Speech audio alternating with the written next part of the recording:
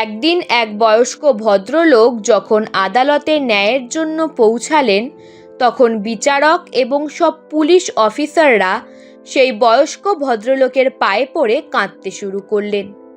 কে ছিলেন সেই বয়স্ক ভদ্রলোক এবং তার কাহিনী কি ছিল? সত্য জানলে আপনিও অবাক হয়ে যাবেন। তবে তার আগে প্লিজ ভিডিওটি শেষ পর্যন্ত দেখুন এবং আমাদের চ্যানেলটি লাইক, শেয়ার এবং সাবস্ক্রাইব করতে ভুলবেন না। তাহলে চলুন শুরু করি আজকের গল্প। আরে মুরারি বাবু, আসুন আসুন, বহুদিন পর আপনাকে দেখলাম। সবজি বিক্রেতা বলল। বলুন, কি কি সবজি দেব? সবজি বিক্রেতা আগ্রহ নিয়ে প্রশ্ন করলেন। মুরারি বাবু কিছুক্ষণ ভেবে বললেন, 1 কিলো পেঁয়াজ এবং 1 কিলো আলু দেবেন, একটা ফুলকপিও দিয়ে দিন। ঠিক আছে বাবু, 150 টাকা হয়েছে। সবজির সাথে ধনিয়া পাতা এবং কাঁচা লঙ্কা যোগ করে শম্ভু বলল। মুরারি বাবু কিছু দ্বিধা নিয়ে তার পকেট থেকে 100 টাকা বের করে বললেন, শম্ভু, এই 100 টাকা নাও। আরও টাকা ছিল, কিন্তু এখানে আসার আগে ঔষধ কিনতে গিয়েছিলাম। ঔষধের দাম এত বেড়ে গেছে যে সব টাকা সেখানে খরচ হয়ে গেছে। বাকি 50 টাকা পরশু দেব। বাবু, আপনি তো বহুদিন ধরে আমার কাছ থেকে সবজি কিনছেন, কখনো কি আপনার কাছ থেকে টাকা চেয়েছি? না না শম্ভু, আমি 1-2 দিনের মধ্যে চলে আসব, মুরারি বাবু বললেন এবং সবজিগুলো নিয়ে বাড়ি ফিরে গেলেন। বাড়ি ফিরে আসার পর মুরারি বাবুর স্ত্রী ইন্দুবালা দেবী মুরারি বাবুকে বললেন, কতবার তোমাকে বলেছি বাজারে গেলে অটো করে যাবে, কিন্তু তুমি তো আমার কথা শুনবে না। 2 কিলোমিটার রাস্তা তুমি হেঁটেই যাবে। আমি তো জানি না পকেটে 100 টাকাই ছিল, তাই শুধু পেঁয়াজ আলু নিয়ে আসলাম, মুরারি বাবু বললেন। যদি পেনশনের টাকা না থাকে তবে আমাদের ছেলে অজয়কে ফোন করে টাকা পাঠানোর জন্য বলুন, ইন্দুবালা দেবী বললেন। তবে ইন্দুবালা, তাকে তো বুঝতে হবে মা বাবারও কিছু কর্তব্য থাকে। আমরা তো নিজের ইচ্ছাগুলো চাপা দিয়ে ছেলের জন্য সব কিছু করেছি, কিন্তু আজ সেই ছেলে আমাদের খবর পর্যন্ত রাখে না, মুরারি বাবু বললেন। এরপর ইন্দুবালা দেবীর কথা মতো ছেলে অজয়কে ফোন করলেন মুরারি বাবু। বহু চেষ্টা করার পর শেষ পর্যন্ত তাদের ছেলে অজয় ফোন ধরলেন। তবে তার কথা শুনে মুরারি বাবু হতাশ হলেন। অজয় বলল, বাবা, আমি এখন ব্যস্ত আছি, কাল কথা বলবো। অজয়ের কথা মতো পরের দিন মুরারি বাবু অপেক্ষা করছিলেন, তবে অজয়ের ফোন এলো না। কিছুক্ষণ পর মুরারি বাবুর মোবাইল বেজে উঠল, কিন্তু এটি অজয়ের ফোন ছিল না। এটা তাদের পুরনো প্রতিবেশী মিস্টার রায়ের ফোন ছিল। হ্যাঁ হ্যাঁ, ঠিক আছে। ফোন ধরে মুরারি বাবু উত্তরে বললেন, মুরারি বাবু, কাল আপনার ছেলে বউয়ের বিবাহ বার্ষিকী ছিল, বিশাল পার্টি দিয়েছিল তারা। এই কথা শুনে মুরারি বাবুর মুখ বিষণ্ণতার মেঘে ছেয়ে গেল। কি হলো মুরারি বাবু, কোথায় হারিয়ে গেছেন? হ্যাঁ, তবে মাথায় খুব যন্ত্রণা হচ্ছিল, তাই পার্টিতে যেতে পারলাম না, মুরারি বাবু নিজেকে সামলিয়ে বললেন। মিস্টার রায় বললেন, এটা তো মানতেই হবে মুরারি বাবু, আজ আপনার ছেলে যে পর্যায়ে পৌঁছেছে তা আপনার বহু বছরের ত্যাগের ফল। মুরারি বাবু চোখে জল নিয়ে মিস্টার রায়ের কথাগুলো শুনছিলেন। কিছুক্ষণ মিস্টার রায়ের সাথে কথা বলার পর যখন মুরারি বাবু ফোন রাখলেন, তখন ইন্দুবালা দেবী অবাক হয়ে বললেন, আপনি ফোনে মিথ্যে কথা বললেন কেন? গতকাল আপনার মাথা ব্যথা হয়েছিল কখন? মুরারি বাবু একটি গভীর নিঃশ্বাস ফেলে বললেন, গতকাল আমাদের ছেলে বৌমার বিবাহ বার্ষিকী ছিল। রাতে আমাদের অফিসার ছেলে 5 তারা হোটেলে একটি পার্টি দিয়েছিল তার বন্ধু ও পরিচিতদের জন্য। এই কারণেই সে ব্যস্ত ছিল, আমাদের সাথে কথা বলারও সময় তার ছিল না। কথা শুনে ইন্দুবালা দেবী বিস্মিত হয়ে বললেন, আরে হ্যাঁ, গতকাল তো 12ই আগস্ট ছিল। 12ই আগস্ট আমাদের ছেলের বিবাহ বার্ষিকী ছিল। আমরা তাকে শুভেচ্ছা জানাতে ভুলে গেলাম। হয়তো আমাদের ছেলে রাগ করেছে, তাই। তুমিও যে কি বলো, আমরা শুভেচ্ছা জানাইনি বলেই কি ওরা আমাদের পার্টিতে আমন্ত্রণ করেনি?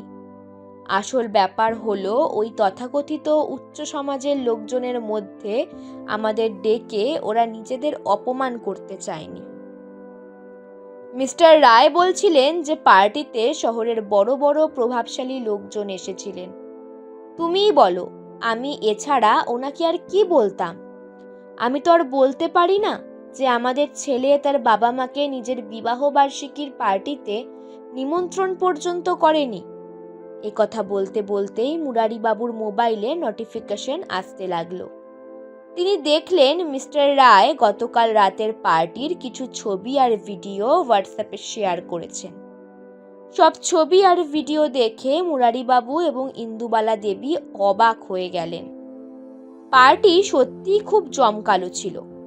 অনেক বড় বড় মন্ত্রী আর সেলিব্রিটিরা উপস্থিত ছিল। অজয়ের বন্ধু বান্ধব ছাড়াও তার বউয়ের বাবা মা এবং অন্যান্য আত্মীয়রাও সেখানে উপস্থিত ছিলেন।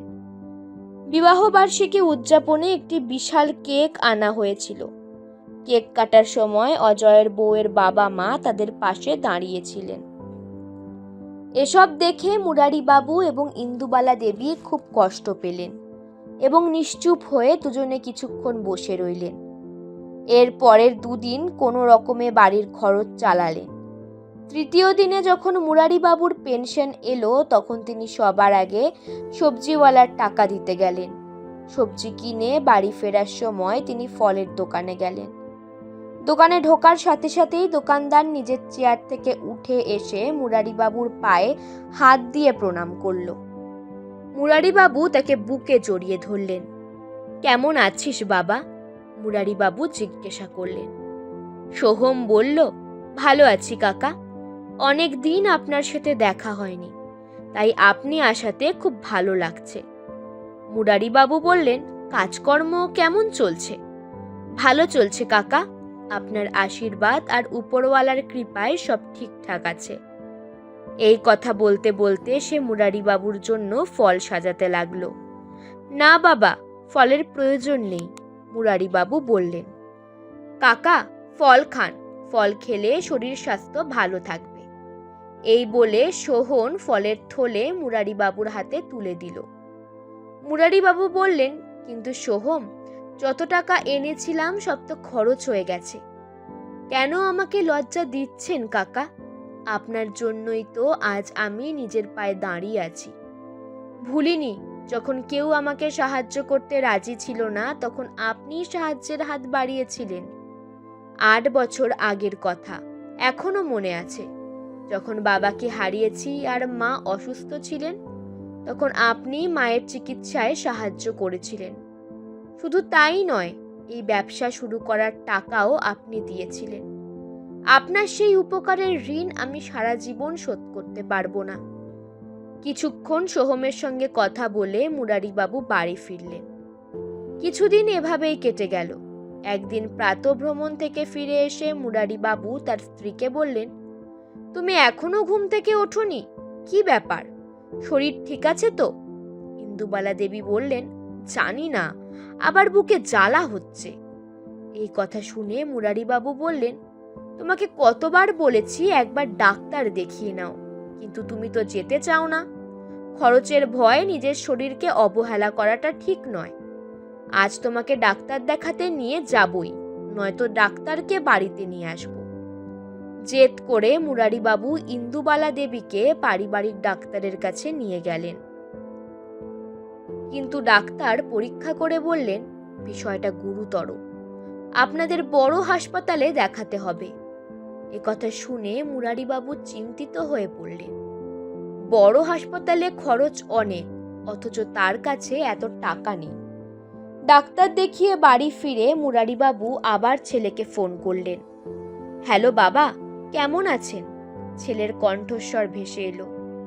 বহুদিন ধরেই চেষ্টা করছি আপনাদের সাথে দেখা করার, কিন্তু কি করব, প্রতিবারই কোনো না কোনো কাজ এসে পড়ে। মুরারিবাবু বললেন, আমি ঠিক আছি, কিন্তু তোর মা সুস্থ নেই। মায়ের কি হয়েছে?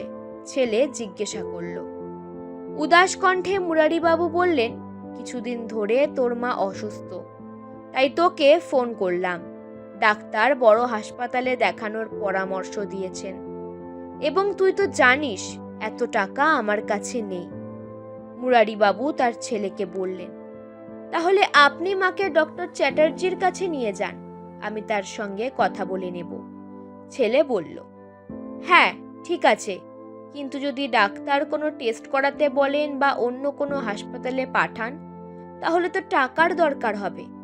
বাবা, আপনি শহরের যে কোনো জায়গা থেকে চিকিৎসা করান বা যে কোনো টেস্ট করান, শুধু আমাকে জানাবেন। এখন আমি ফোন রাখছি, অনেক কাজ বাকি আছে। মুরারিবাবু ফোনে হ্যালো হ্যালো বলে যাচ্ছিলেন, কিন্তু ওদিক থেকে ফোন কেটে দেওয়া হয়েছিল। তিনি অসহায়ের মতো চেয়ারে বসে পড়লেন। 3 দিন পর অজয় তার স্ত্রী মোহিনীকে বলল, তাড়াতাড়ি রেডি হও, আজ মা বাবার সঙ্গে দেখা করতে যেতে হবে। কি? আমি ওই বস্তিতে যেতে পারবো না, মোহিনী সপাটে জবাব দিল। অজয় বলল, কিন্তু মোহিনী, মায়ের শরীর খারাপ, বাবা ফোন করেছিলেন, 2 দিন হয়ে গেল। তাদের সঙ্গে দেখা করতে যাওয়া তো দূরের কথা, আমি এখনো টাকা পাঠাইনি। হ্যাঁ, তো ড্রাইভারের হাতে টাকা পাঠিয়ে দাও, কিন্তু আমাকে যেতে বলো না, মাকে দেখতে যাওয়াটা জরুরি। ভালোই হলো বাবা আর ফোন করেননি, না হলে আমি সত্যিই সময় বের করতে পারতাম না। মোহিনী বলল, আমি তো তোমাকে বলতেই ভুলে গেছি, 2 দিন আগে বাবা আমার ফোনে কল করেছিলেন। কি? তুমি আমাকে বলনি? তুমি তখন ভিডিও কনফারেন্সে ব্যস্ত ছিলে। বাবা তোমার সঙ্গে কথা বলতে চাইছিলেন, আমি বলেছিলাম পরে কথা বলিয়ে দেব, কিন্তু আমার মনে হয় না কোনো গুরুতর ব্যাপার ছিল। অজয় সঙ্গে সঙ্গে বাবাকে ফোন করলো, কিন্তু ফোন ব্যস্ত যাচ্ছিল। আমি এখনই সেখানে যাচ্ছি বলে অজয় তাড়াতাড়ি তৈরি হয়ে বেরিয়ে পড়ল। কিছুক্ষণ পর মুরারিবাবুর বাড়ির সামনে একটি বড় গাড়ি এসে থামল। গাড়ি থেকে নেমে অজয় ভেতরে ঢুকল। তখন মুরারিবাবু তার এক বন্ধুর সঙ্গে বসেছিলেন। অজয় ঘরে ঢুকে তাদের পা ছুঁয়ে প্রণাম করল। পকেট থেকে 10,000 টাকা বের করে টেবিলে রাখলো এবং পাশে রাখা টেলিফোনের দিকে তাকিয়ে বলল, বাবা, আমি কতবার আপনাকে ফোন করেছি, কিন্তু আপনার ফোনই লাগছিল না। দেখুন, আপনি রিসিভার সঠিকভাবে রাখেননি। আর আমি যে তোমাকে গত 2 দিন ধরে ফোন করেছি, তার কি? মুরারিবাবু বলল, আমি খুব ব্যস্ত ছিলাম। আপনার ফোন যখন এসেছিল তখন আমি সিএম এর সঙ্গে ভিডিও কলে কথা বলছিলাম। আপনি আবার ফোন করেননি কেন? অজয় বলল, আমি একবার নয়, অন্তত 10 বার তোমার বউয়ের মোবাইলে ফোন করেছি। বিশ্বাস না হলে দেখো আমার মোবাইল, হয়তো তার ফোন সুইচ অফ ছিল। তা যাক, এখন সব ঠিক আছে তো? প্রত্যুত্তরে মুরারিবাবু বলল। এই কথা বলতে বলতে মুরারিবাবুর চোখ অশ্রুসিক্ত হয়ে গেল। তখন মুরারিবাবুর বন্ধু ভূষণবাবু বললেন, তোমার বাবা ডক্টর মালহোত্রার কাছে পরামর্শ নিয়েছিলেন, কিন্তু বড় হাসপাতালে লোকেরা তোমার মাকে ভর্তি করতে রাজি হয়নি, কারণ তোমার বাবা অগ্রিম টাকা জমা দিতে পারেননি।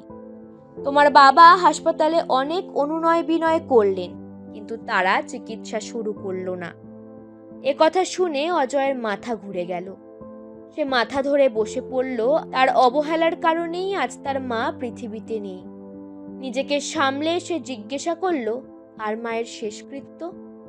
শেষকৃত্য 2 দিন আগেই হয়ে গেছে, কিন্তু আমাকে কিছু জানানোর প্রয়োজনও মনে করলেন না। অজয় ফুপিয়ে ফুপিয়ে বলল, আমার এখানে সাহায্য করার মতো অনেক লোক আছে, কিন্তু যখন প্রয়োজন ছিল তখন যদি তুমি এখানে থাকতে, তাহলে আজ তোমার মা বেঁচে থাকতো। এখন তুমি এখান থেকে এই টাকা নিয়ে চলে যাও, আমার আর এই টাকার কোনো প্রয়োজন নেই। অজয় বিষণ্ণ মুখে বাড়ি ফিরে গেল। বাবা আমার সঙ্গে এমন করতে পারলেন? সে বলল, আমি তো মাকে শেষবারের মতো দেখতেও পেলাম না। মোহিনী বলল, কিন্তু বাবা এত তাড়াতাড়ি শেষকৃত্য করলেন কেন? মোহিনী, যদি তুমি ফোন ধরতে তাহলে এমন পরিস্থিতি হতো না। দেখো, তোমার ফোনে 10টি মিসড কল এসেছে, কিন্তু অজয়, এই কলগুলো অজানা নাম্বার থেকে এসেছে।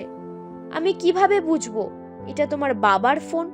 দুদিন পর অজয়ের শ্বশুরের ফোন এলো। মোহিনী ফোন ধরতেই শ্বশুর বললেন, দ্রুত টিভি চালাও। কিন্তু কি হয়েছে? প্রশ্ন করো না মোহিনী, খবরের চ্যানেল চালাও।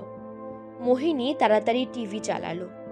টিভিতে খবর চলছিল, আদালতে আজ এক নজরবিহীন সিদ্ধান্ত নেওয়া হয়েছে। একজন বৃদ্ধার মৃত্যু হৃদরোগে হয়েছিল। তার স্বামী তার ছেলের বিরুদ্ধে হত্যার মামলা দায়ের করেছেন এবং আদালত পুলিশকে এফআইআর নথিভুক্ত করার নির্দেশ দিয়েছে। অভিযুক্ত আর কেউ নন, তিনি মন্ত্রী পরিষদের সচিব অজয় কুমার। একথা শুনে অজয় ও মোহিনী স্তম্ভিত হয়ে গেল। এরপর স্ক্রিনে মুরারিবাবুকে দেখানো হলো। বলুন স্যার, আপনার স্ত্রীর মৃত্যু তো হৃদরোগে হয়েছিল, তাহলে আপনি আপনার ছেলের বিরুদ্ধে হত্যা অভিযোগ আনলেন কিভাবে? ম্যাডাম, এটি একটি হত্যা। আমার স্ত্রী আমার ছেলের অবহেলার কারণে মারা গেছেন। যদি সময় মতো চিকিৎসা হতো তাহলে তিনি আজ জীবিত থাকতেন। আমার বিশ্বাস আদালত আমাকে ন্যায় বিচার দেবে। রিপিট, আদালত আমাকে ন্যায় বিচার দেবে। এ কথা শুনে মোহিনী হতভম্ব হয়ে গেল এবং অজয় যেন পাথর হয়ে গেল। মুরারিবাবু যখন বাড়ি ফিরলেন তখন অজয়ের ফোন এলো। হ্যালো বাবা, আপনি আমার সঙ্গে এমন করছেন কিভাবে? মুরারিবাবু বললেন, এখন কথা হবে কোর্টে, এবং তিনি ফোন রেখে দিলেন। তিনি নিজের আরাম কেদারায় বসে চোখ বন্ধ করলেন। তার অশ্রুসিক্ত চোখের জল তার কুঞ্চিত গাল বেয়ে গড়িয়ে পড়ল। ধীরে ধীরে এই মামলার খবর সারা শহরে দাবানলের মতো ছড়িয়ে পড়ল এবং এই কারণেই অজয়কে চাকরি থেকে সাময়িক বরখাস্ত করা হলো। যখন মামলা আদালতে পৌঁছালো, মুরারিবাবু সিদ্ধান্ত নিলেন নিজের মামলাটি নিজেই লড়বেন। যদিও সাহায্যের জন্য তিনি একজন আইনজীবী নিয়োগ করেছিলেন। বিচার প্রক্রিয়া শুরু হলে মুরারিবাবু প্রথমেই তাদের পারিবারিক ডাক্তারকে ডাকলেন এবং তাকে জিজ্ঞেস করলেন, যেদিন আমি আমার স্ত্রীকে আপনার কাছে চেকআপের জন্য নিয়ে এসেছিলাম সেদিন ঠিক কি হয়েছিল, সবাইকে বলুন। ডাক্তার বললেন, যেদিন আমি ইন্দুবালা দেবীর চেকআপ করেছিলাম সেদিন মুরারিবাবুকে বলেছিলাম যে তার স্ত্রীর হৃদরোগ হয়েছে এবং তাকে ভালো কোনো হাসপাতালে দেখানোর পরামর্শ দিয়েছিলাম। কিন্তু মুরারিবাবুর কাছে আমার ফি দেওয়ার মতো পুরো টাকাও ছিল না, তাই আমি বলেছিলাম আপনি পরে টাকা দিয়ে দেবেন। এরপর মুরারিবাবুকে বললেন, আপনিই বলুন মাননীয় বিচারক, যদি আমার কাছে ডাক্তার দেখানোর ফিও না থাকে তাহলে আমি কিভাবে আমার স্ত্রীকে বড় হাসপাতালে চিকিৎসা করাতে পারতাম? এরপর মুরারিবাবু আরেকজন ডাক্তারকে আদালতে ডাকলেন, যিনি সেই হাসপাতালের ডাক্তার ছিলেন যেখানে তিনি তার স্ত্রীকে চিকিৎসার জন্য নিয়ে গিয়েছিলেন। হাসপাতালের ডাক্তার আদালতে সাক্ষ্য দিয়ে বললেন, যখন মুরারিবাবু তার স্ত্রীকে নিয়ে হাসপাতালে এসেছিলেন তখন তার কাছে চিকিৎসার জন্য কোনো টাকাই ছিল না, তাই আমি চিকিৎসা করতে অপারগ ছিলাম, কারণ এটি আমাদের হাসপাতালের নিয়মের বাইরে। মুরারিবাবু আমাকে বলেছিলেন তার ছেলে একজন সরকারি অফিসার এবং সে পরের দিন এসে পুরো টাকা দিয়ে দেবে। কিন্তু যখন হাসপাতাল ম্যানেজমেন্ট থেকে তার ছেলের সঙ্গে কথা বলাতে বলল, তখন তিনি অনেকক্ষণ ফোন করতে থাকেন কিন্তু তার ছেলের সঙ্গে যোগাযোগ করতে পারেননি। ডাক্তারের এই সাক্ষ্যের পর মুরারিবাবু বললেন, মাননীয় বিচারক, আমি সেদিন রাতভর আমার ছেলেকে ফোন করেছি কিন্তু সে ফোন ধরেনি। তারপর আমি আমার পুত্রবধূ মোহিনীকে ফোন করেছিলাম। সে বলল অজয় এখন কাজে ব্যস্ত। আমি বলতে যাচ্ছিলাম এটি খুব জরুরি, কিন্তু সে কিছু না শুনেই ফোন কেটে দেয়। বিচারক মহোদয়, টাকা না থাকার কারণে কোনো ডাক্তার আমার স্ত্রীর চিকিৎসা করতে রাজি হয়নি। এরপর আমি আমার স্ত্রীকে সরকারি হাসপাতালে নিয়ে যাচ্ছিলাম, কিন্তু পথে তার অবস্থা আরও খারাপ হয়ে যায় এবং সে সেখানেই মারা যায়। এই বক্তব্যের পর অজয়ের আইনজীবী বললেন, আপনি একই হাসপাতালে অপেক্ষা করতে পারতেন এবং অজয়কে ফোন করতে পারতেন। কিছুক্ষণ পর সে নিশ্চয়ই ফোন ধরত, কিন্তু আপনি তাড়াহুড়ো করেছেন। যার কারণে তার মৃত্যু হয়েছে। এ শুনে মুরারিবাবু রাগে ফেটে পড়লেন। এটি একদম ভুল কথা। আপনি ডাক্তারের কাছ থেকে জিজ্ঞাসা করতে পারেন আমি কতক্ষণ সেখানে অপেক্ষা করেছিলাম এবং কতবার ফোন করেছিলাম। যখন কোথাও থেকে কোনো সাহায্য পেলাম না, তখনই আমি আমার স্ত্রীকে সরকারি হাসপাতালে নিয়ে যাওয়ার প্রস্তুতি নিয়েছি। হয়তো আমি আরও কিছুক্ষণ অপেক্ষা করলে পার্থক্য শুধু এটুকুই হতো যে আমার স্ত্রী রাস্তায় মারা না গিয়ে হাসপাতালে মারা যেত। এই কথাগুলি শোনার পর বিচারক পরবর্তী শুনানির তারিখ দিলেন। শুনানি শেষ হওয়ার পর মুরারিবাবু যখন আদালতের বাইরে এলেন, তখন সংবাদ মাধ্যম তার সাক্ষাৎকার নেওয়ার জন্য অপেক্ষা করছিল। কারণ একজন সাধারণ মানুষ হয়েও তিনি এমন সব যুক্তি পেশ করেছিলেন যা বড় বড় আইনজীবীদেরও পরাস্ত করতে পারে। পরবর্তী শুনানিতে বিচারক মুরারিবাবুকে জিজ্ঞেস করলেন, আপনি এই মামলায় কি চান? মুরারিবাবু বললেন, আমি 2.5 কোটি টাকার ক্ষতিপূরণ চাই। এই কথা শুনে বিচারক বললেন, কিন্তু এত টাকা কেন? মুরারিবাবু উত্তর দিলেন, আমি আজ পর্যন্ত যত টাকা আমার ছেলের জন্য খরচ করেছি তার মোট মূল্য 2.5 কোটি টাকা। এই শুনে অজয়ের আইনজীবী বললেন, মিস্টার মুরারি, আপনি কি পাগল হয়ে গেছেন? আপনি জানেন আপনি কি বলছেন? তখন মুরারিবাবু বললেন, যখন অজয় 5 বছর বয়সে ছিল তখন আমরা জানতে পারি তার একটি গুরুতর অসুখ রয়েছে, যার চিকিৎসা শুধুমাত্র অপারেশন করে সম্ভব এবং এতে লক্ষ লক্ষ টাকা খরচ হবে। আমার কাছে এত টাকা ছিল না, তাই ছেলের চিকিৎসার জন্য আমাকে আমার গ্রামের জমি বিক্রি করতে হয়েছিল। আজ যদি সেই জমি আমার কাছে থাকতো তাহলে সেটি বিক্রি করে আমি কোটি কোটি টাকা পেতাম। তাই আমি সেই জমির বর্তমানে বাজার মূল্যের সমান টাকা চাই। আমার সেই সমস্ত টাকাও চাই যা আমি তার পড়াশোনায় খরচ করেছি। অজয় সবসময় আইএএস অফিসার হতে চাইতো, কিন্তু তার জন্য ভালো কোচিংয়ের প্রয়োজন ছিল। সেই কোচিংয়ের ফি এতটাই বেশি ছিল যে আমি তা বহন করতে পারতাম না। তাই তার পড়াশোনার জন্য আমাকে লক্ষ লক্ষ টাকার ঋণ নিতে হয়েছিল, যার কিস্তি আমি এখনো দিয়ে যাচ্ছি। আমার আর্থিক ক্ষমতা না থাকলেও আমি কঠোর পরিশ্রম করে আমার ছেলেকে বড় করেছিলাম।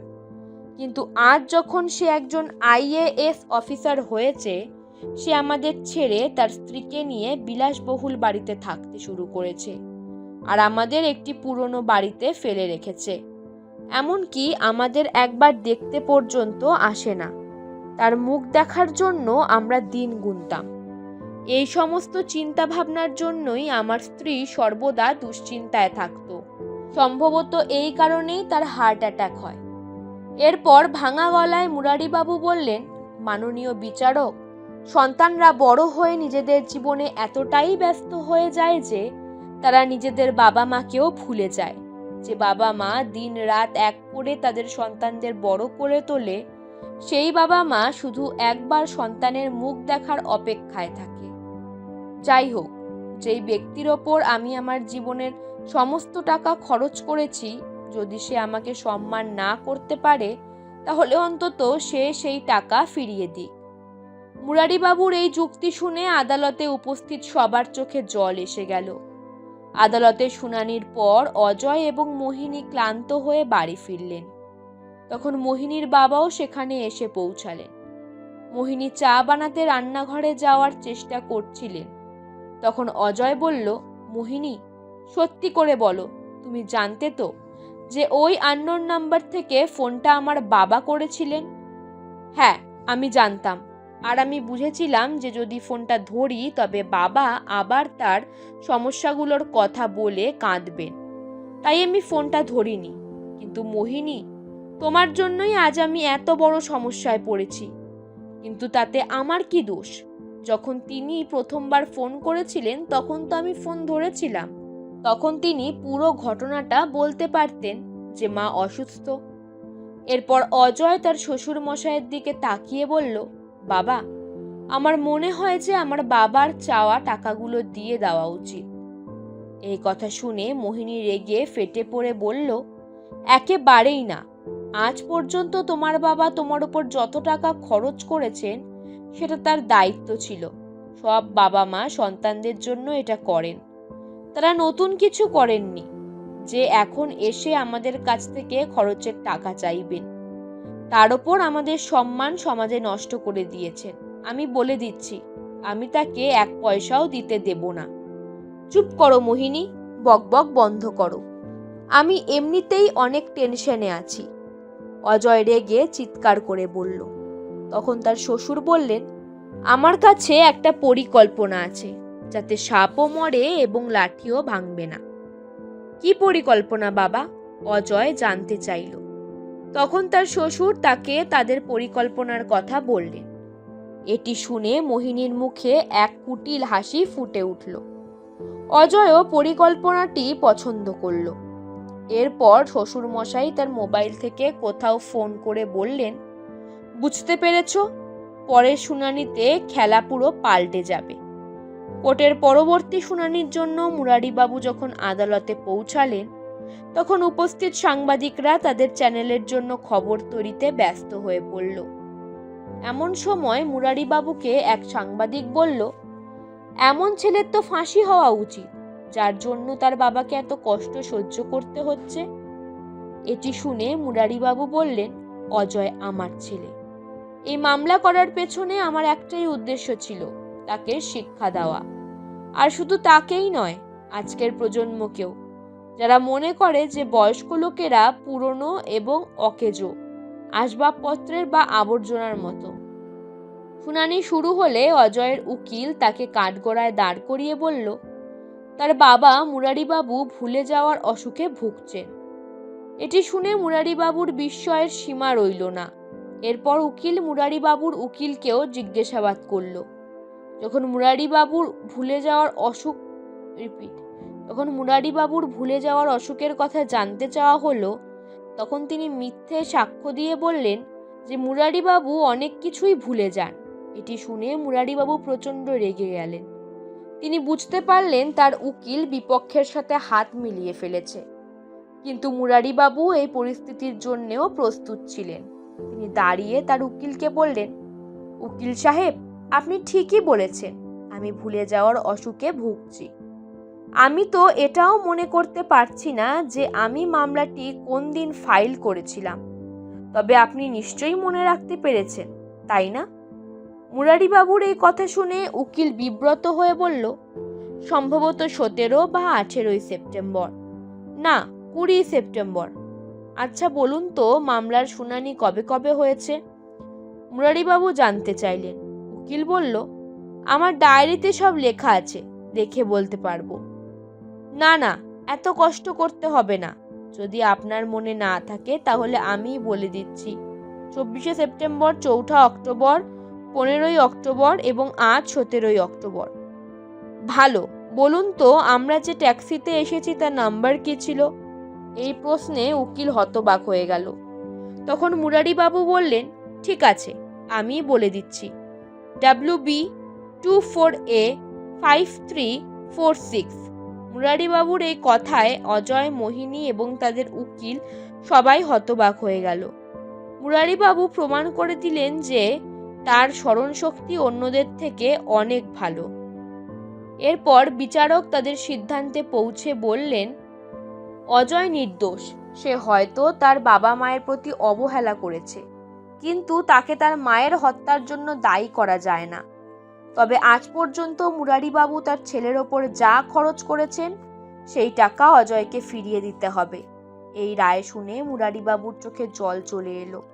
তিনি বিচারকের সামনে হাত জোড় করে বললেন, আমি জানতাম যে অজয় কোনো শাস্তি পাবে না, কিন্তু আমি সমাজে সচেতনতা আনতে চেয়েছিলাম, যাতে আজকের প্রজন্ম তাদের বাবা মায়ের মূল্য বুঝতে শেখে এবং তাদের সম্মান দেয়। ঘরে ফিরে মুরারিবাবুকে তার বন্ধু ভূষণ এসে বলল, বন্ধু মুরারি, আমি তোকে ধন্যবাদ জানাই। আমার ছেলে যে বেঙ্গালুরুতে চাকরি করে, মাসে 1-2 বার বড় কষ্টে ফোন করত, কিন্তু তুই তোর ছেলের বিরুদ্ধে মামলা করার পর থেকে সেদিনে 2 বার ফোন করে এবং প্রতিটি উইকেন্ডে আমার সাথে দেখা করতে আসে। এটা শুনে মুরারিবাবুর মুখে হাসি ফুটে উঠল। 2 মাস পরে একদিন অজয়ের কাছে একটি ফোন এলো। হ্যালো অজয়, জন্মদিনের শুভেচ্ছা।